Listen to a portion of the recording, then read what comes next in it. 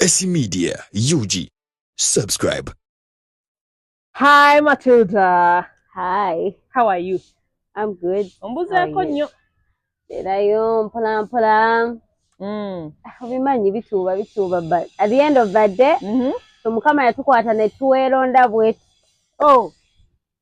Ne boderi era musigala mukomyewo at the same spot. Nemwesangira nga mutandikidde we mwakoma. Anse tuti. Tuli bwe. Oh, wena kozesa Luganda nyavu. Yes, Oluganda. Oluganda lwennyini. Olutuufu. Yeah. Matilda.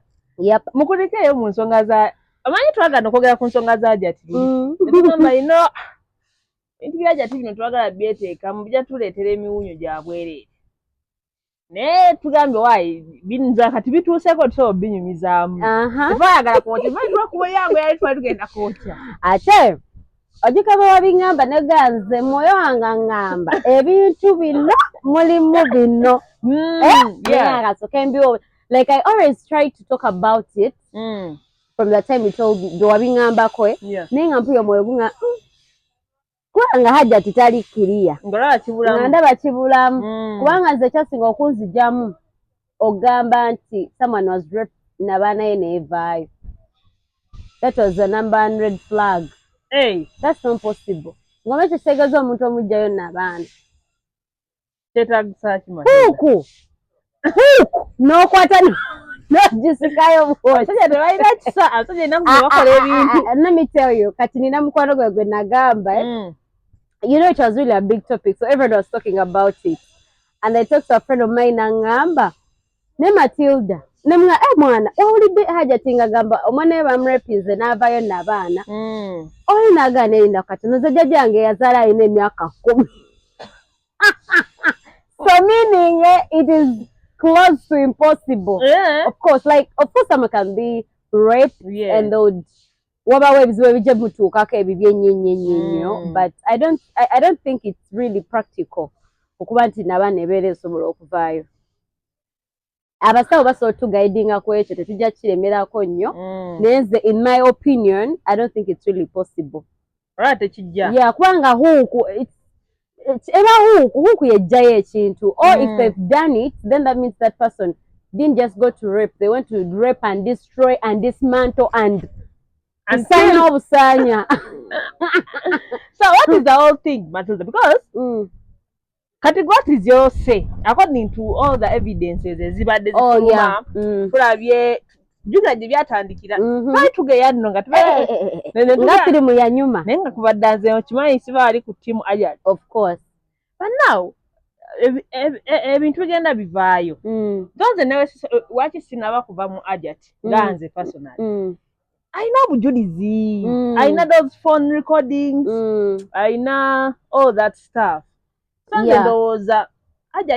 No, omanyi lwaki Esther phone recordings eza Hajji teziri reliable. You can't take them to court nogamba this is evidence that this person raped my child. It's because even in the audios there is nowhere where the Hajji is confessing it with his mouth. You know, it's the Hajji saying wakwata omwana, you know those things, and atera chikulaga she's blackmailing. You know, blackmailing is someone that comes and they don't want you to, you know, they don't give you a chance to talk or to explain yourself. Had she given the Hajji, from those that we had, the Hajji an opportunity to talk, neyeyogera konte munange. Kale singa toyanga Hajji agaba nange sonyo banga nakuto omwana. You know? But the guy is simply saying, banange nsonyiwa. So we don't really know what exactly he's apologizing for. Rakwati kati Hajji nga mu magezi gago gonna ge yakozesa ko obugezi wonna obukujjukuju izi obukujjukuju bonna bwe yakoze n'agattagatta yalina olabanga akozesa those, you know, those recordings, because there is a part where the guy is saying I'm sorry katateye ku simu nokwata omanange no, you know, like it is such a lie. I'm not believing her unless she brings that solid evidence. So very evidence there is a recording. Yeah. I tell another thing that made me doubt that chick's story when she was on the interview, the very first interview, where agambira nti no bannange nabadde ndi omwana agenda okomawo ku ssomero simala nangamba biki nezija essimu mu recording. You don't know what the child is about to tell you. Why are you recording? You get what I mean? Statement. I watched the thing like 4 times. Huh? You know, gena nekola investigative journalism. For detective munkola yange. So the lady says, omwana munnanga bwe yatuuse wano eno n'atuuka nangamba mami nina ekyokugamba nange kwe kujjayo camera. What are you recording that you know of? You get that? Like Esther sida ajja nekugamba Esther nina kyenjagala okugamba amangu ago nojja esimu and recording unless I've given you a hint of what we are going to be talking about. Ate ye mu statement zaalaga omwana yava buvi mu bbanga.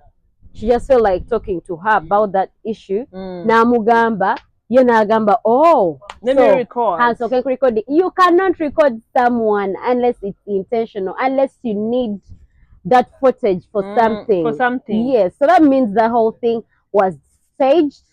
And to me, I think you're gonna know some of those American crime documentaries. You know, her whole story was a crime stage thing because it seemed no, like it felt like, because I usually watch crime documentaries. Olinagamba, omusajja, my husband raped my kids. There is a movie that I watched sometime.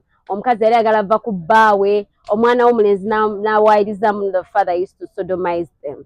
You get what I mean? Yeah. So you know, ladies get a lot of sympathy from rape. You know, every time you violent to them, they gain a lot of sympathy. Yeah, a lot of sympathy from people. So you mchala we ajera. Of course, story seven no chatu kwata kawo. Niyo busungu bungi nyinyi abanange. Umusajja kisodde kino kigenda maaso. Munnange naye byagenza okukira Esther. Ebintu wabyerabiddeko.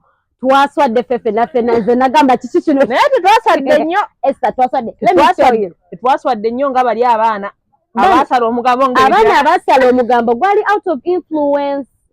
Ate abaana bato.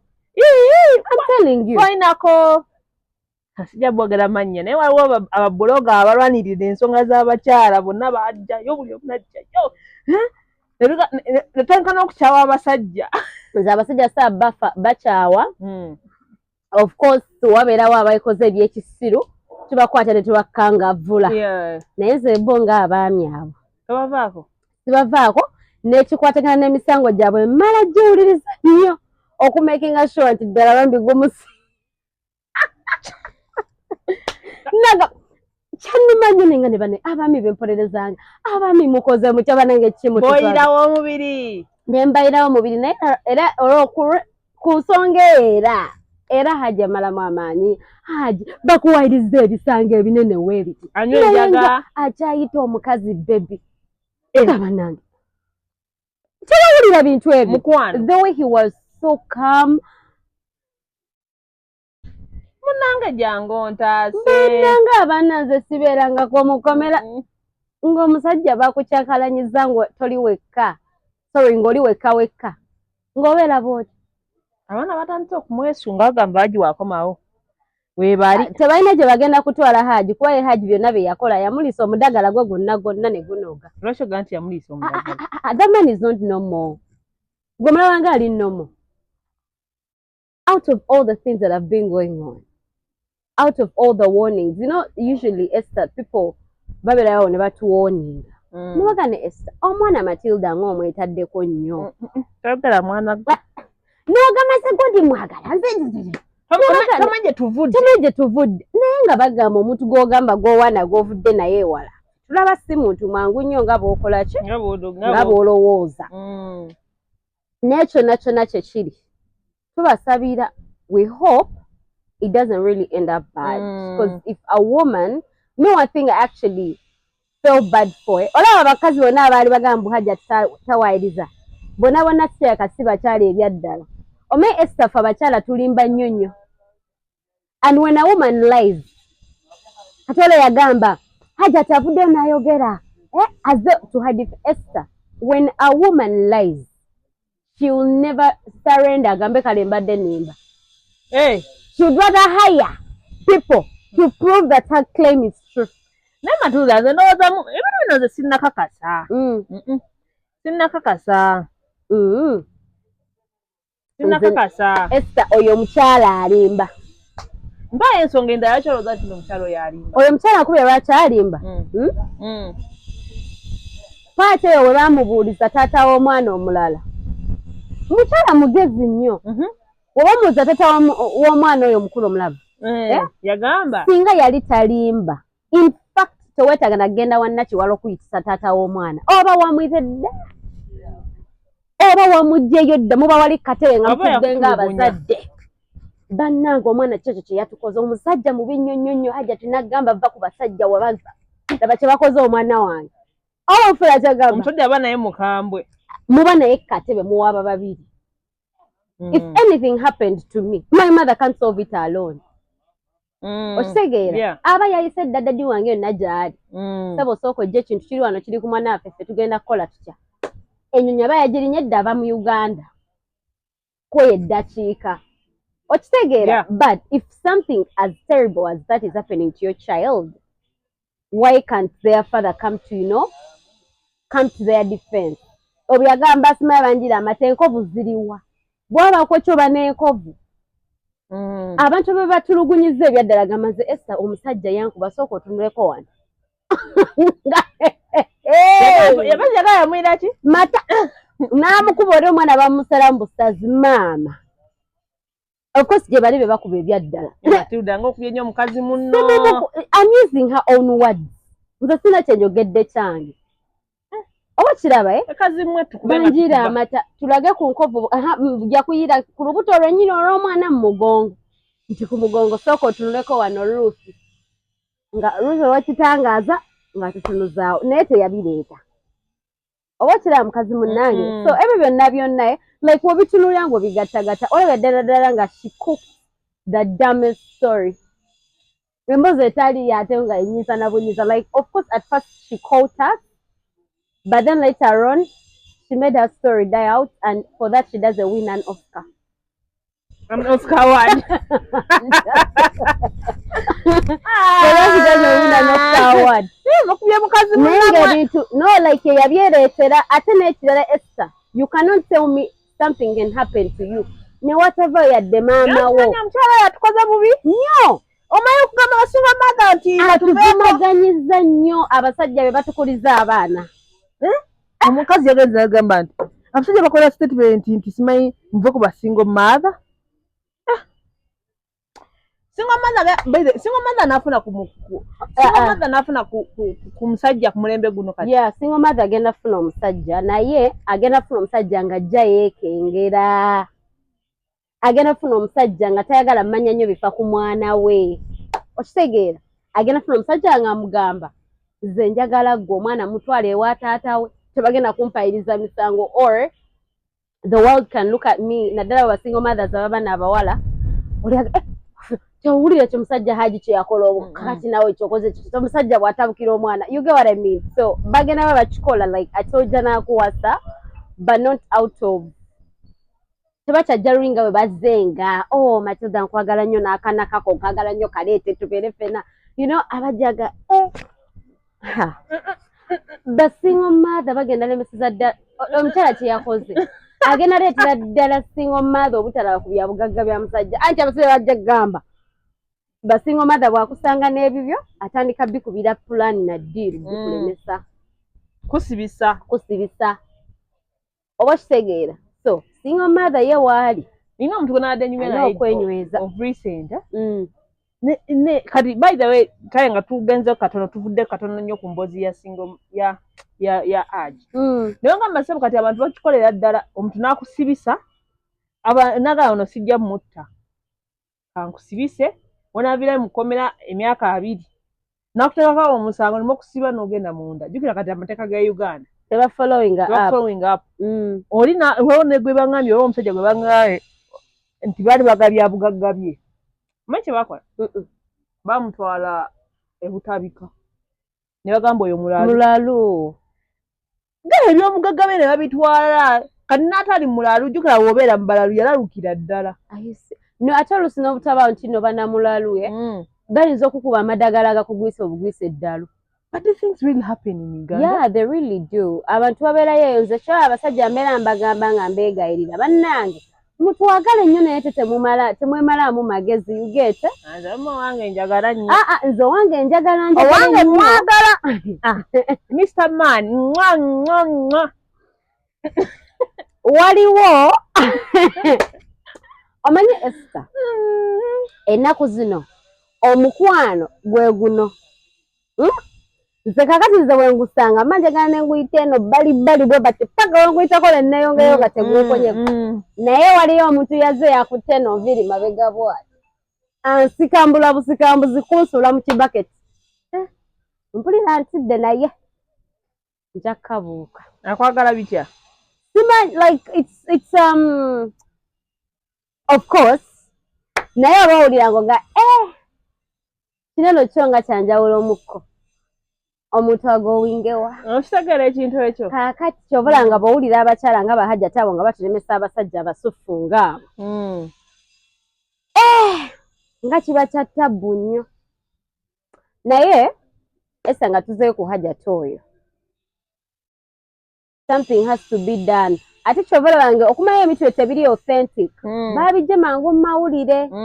Eriyo eyamutuuziza namuga naye mukyala kiweeswaza okutuuka ku ekyo kati Hajji namba 3 bw'anaavaayo namba 2 togenda gwa ku ttaka okubayo n'enkoona enywe mukyala ebintu bijje mu kamera tudde n'ebbali. Ne kamera omuziyambako kati ffe zituyamba awareness nti kati abami balina okukimanya nti munnange abababba si basayidi kiiki bokka ne bakazi bammwe ab'ewaka be mwakuba embaga bababba.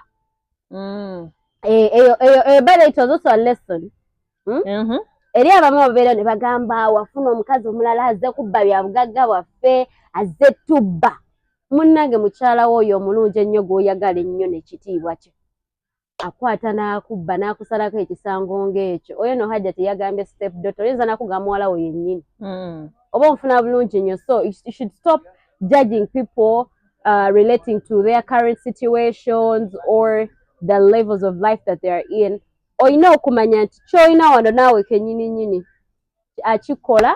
Abantu abakyatuza otukola ebikyamu Esther okimanyi bulungi nnyo baba batubeera wano. Batuli close. Because they know, batumanyi nnyo. Tusula nabo, tutambula nabo, tubanyumiza ebyaffe byonna. They know all our moves. Era be babeera abantu abatuufu bennyini be batusindikira abatemu abanaatutta. Kubanga bamanyi nze omwami wange oba mukyala wange abeera mu kino ekifo kubuna obudde mu ssaawa bwe ziti aba yambadde bw'ati afaanana bw'ati. So we should stop pointing fingers at people nga tugamba maybe because she's this, maybe because she's that. Eyakoze ekintu ekyo yabadde mukyala nga baamuwoowa. Bayiza wakatwogere ku ekyo ekintu. Olowooza ekintu kirina we kiyingiriramu ekyokuba nga abasajja bawasa abakazi abangi. Tekirina we kijjiramu. Tekirina we kijjiramu lwa nsonga bw'aba wasiza abakazi bangi bonna tebafaanaganya mitima. And another thing, he has his reasons as to why he's choosing to be with this other person. Actually, he's a Muslim. He's a Muslim. Faith yabwe ekikkiriza bulungi nnyo. Oba kitegeera ate kikulaga the fight. Kyandibadde kibi if the fight was among the women. Nti maybe singa tewawasa abakazi bangi tebandeekubye tebandikoze bino naye kyabadde ku ye yennyini. Bali nga abalala bakulaga tebalina ne bye bakola ki bye babimanyi nako bo bali very calm, they are not on that business. So tekirayo kingirira mu kuwasa abakazi bangi kuba ne woowasa omu we kiba kyakukolebwako ejja emikolo bagikolako mu bitiibwa ebingi ennyo era ne tubeerawo ku mawulire ne tubawaako opinioni zaffe. Yogera ku mwana muwala Ashira Gashumba.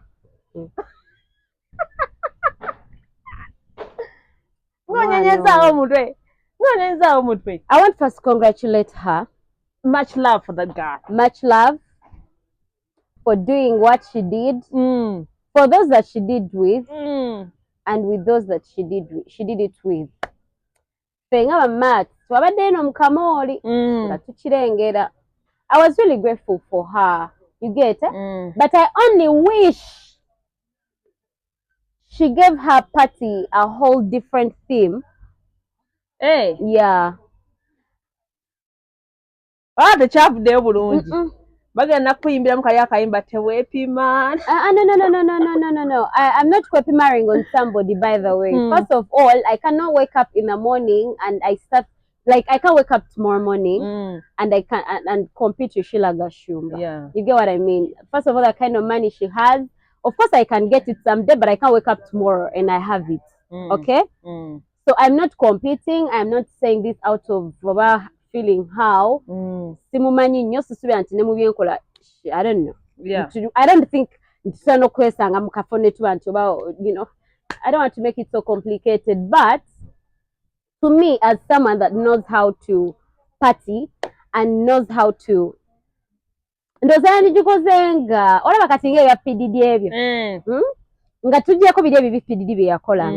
had his parties that people knew about. Yeah. Okay? White themed parties.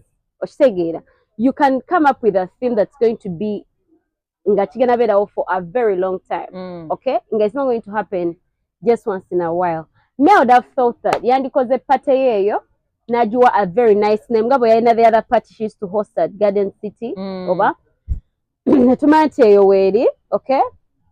Then in that party, she goes ahead to reveal her very beautiful achievements of buying herself that Range Rover. Yeah. Yeah, me, that's how I would think. That's how I would do it if I was in her place. Yeah, I don't call people, you guys come, I bought a new car. I mean, take pics. I call my crowd to be like, you guys, you know, God has been so good to me this year, and I want to celebrate a lot of stuff. Esther, whoever, you guys come along. Dubai now, Middle East, Julie Love ali Uganda. Yeah, point media bonna. Nemba itamukagerako. Nga muzze kunywa ku kyakunywa na ku kyakulya. Olumala nga mbagamba, guys, guess what? There is this new thing that I got for myself, and I thought I could share it with you because you're my friends. Some of you have been there with me and you've supported me, you know. And then I unveil my new thing, right? Yeah. Yeah, but though I'm happy for her. I'm very, very, very happy for her. Yeah, like every girl should get that.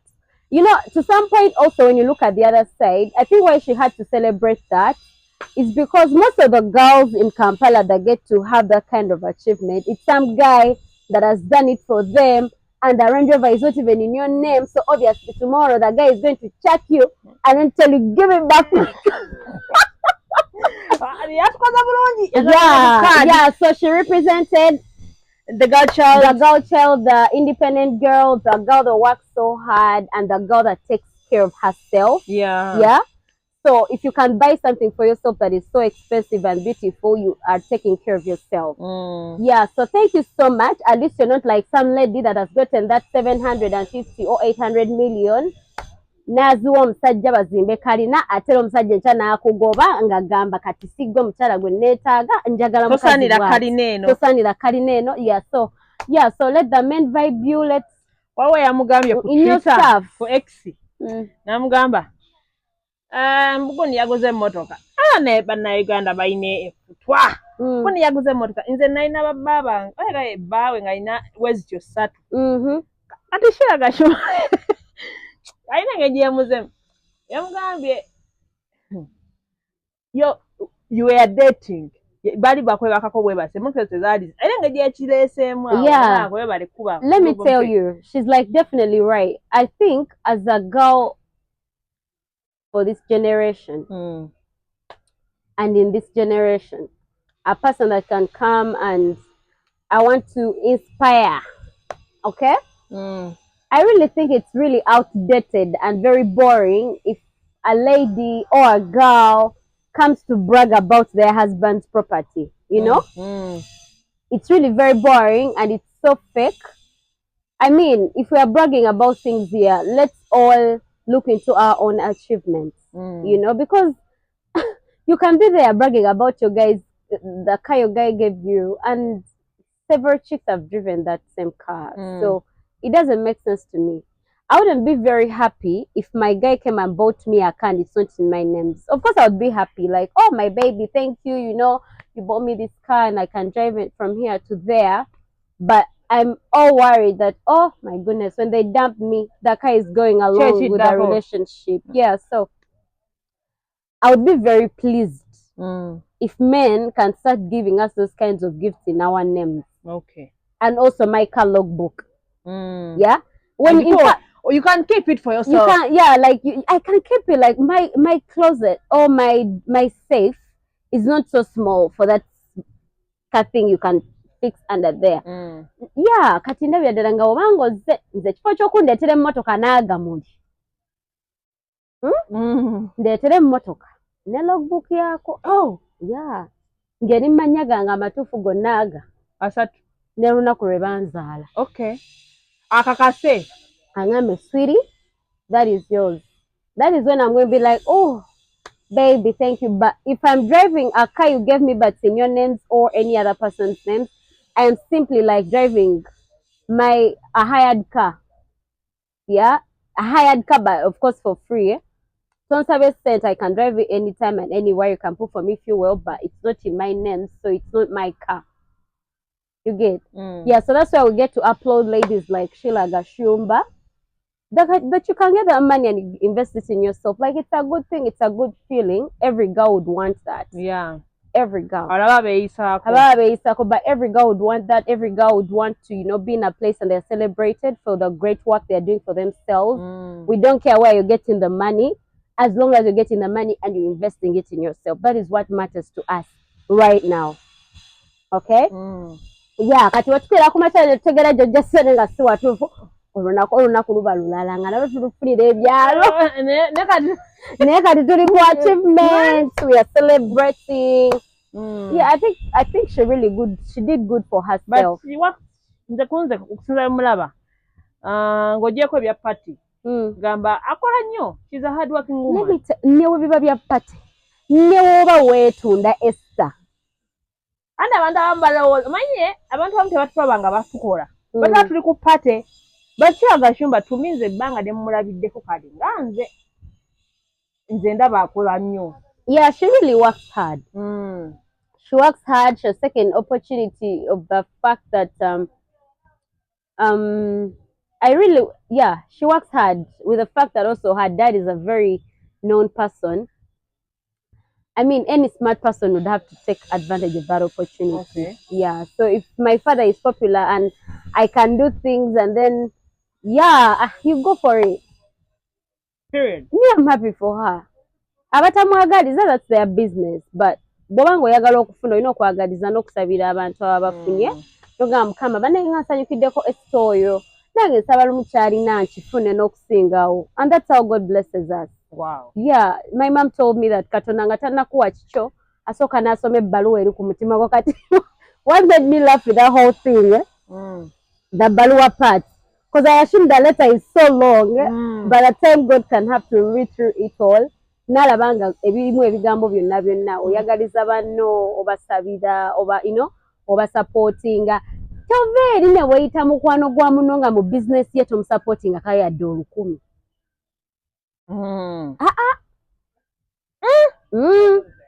Don't call yourself a person's friend nga mu business ye tomusupportinga nga koyadde nti mpaayo ekijiiko kya byotunda. Kale ntesingeko. Anti obuzibu bwe tulina wetugula ku bantu baffe ffe old stock ffe baseera waliyo naffe abantu nga mukwano gwayagala omumwagira ekintu kyaguza gundi emitwalo 3 akiguza 3 simply because amanyi olinamu kasente. It's so nice. I have my business. Ate naffe kitusobola nnyo gamba ku mukwano gwo nti nsaliraako nimugamba manyi kale mpa. Yeah, it doesn't look good, you know. Nobeera ne mukwano gwo n'omugaba nange kiki leero totowagiddeeko ti munnange nnenne ebyo by'olina nga ffe nonno nga tubirina already. Tulina abatuwa naye nga mukwano gwo Esther. You get, of course you could be having your people, but what's the point of you being my friend and you can't support me? Oba ofuna bulungi nnyo. Yeah, kati twagala abantu batwongerako. Kati emyaka gye twatuuka musajja akwewerekera mu toy, berekeraako mu shotco, berekera you want to go out with me and I even buy you a beer and you can't even support me. Where do you think I got my money from? Okay? I got it from my business, you know? Esther. Nazija business. Kati nina okubanga gwa munnange kabiya kanze. Esther nze ni muntu wa mazima sirimba. Nkumanyi. If you know want me to buy a beer or buy you lunch, and you know I have a business and you never supported me, but I'm not going to come and even tell you please support me. But you know what I do. Esther, obo manyi Matildah okola kino, manyi okola kino. You get? Since I've met Esther tundenga twate nengena nenzungire e Kampala. Oshitegeera. Come to Esther, no, do you have these shoes? No, I don't. Can you get them for me? Unless you're Gambe, you know what? I can't, do that for you right now. Later on. Naye betu wange emboozi just tubikooye. Basiibule. Kale n'olw'ensonga eyo. Ebintu ebyo byetwogeddeko bakwano tubiyigiremu nnyo. Abali mu bintu ng'ebya Hajji ebyo ekisookera ddala amagezi ngendo bbawa. Nze kyenategedde ku TikTok. People really love to jump on stories and they've not really done thorough research on those topics. Let's try so hard to first listen in before we react, because at the end of the day, we look dumb. We don't look... Okay, we make our whole TikTok appearance a joke. All right? Yeah. Then the other thing about Sheila, like girls, let's learn from that. Let's learn to embrace making our own money, and let's take care of ourselves. It feels so good to take care of yourself. Like Sheila, like I think she feels so good, right? No guy can tell her get out, I chucked you, and then she cries, oh my god, what if they take that car, yeah, like she's doing it, and we all wish we can get to that point, right? And about those that don't, and then the other thing, guys, please be there for your friends. I'm not going to invite anybody for my party if I get to achieve so much unless they were there for me. Okay? Bye-bye. So guys, bye-bye. See you next time.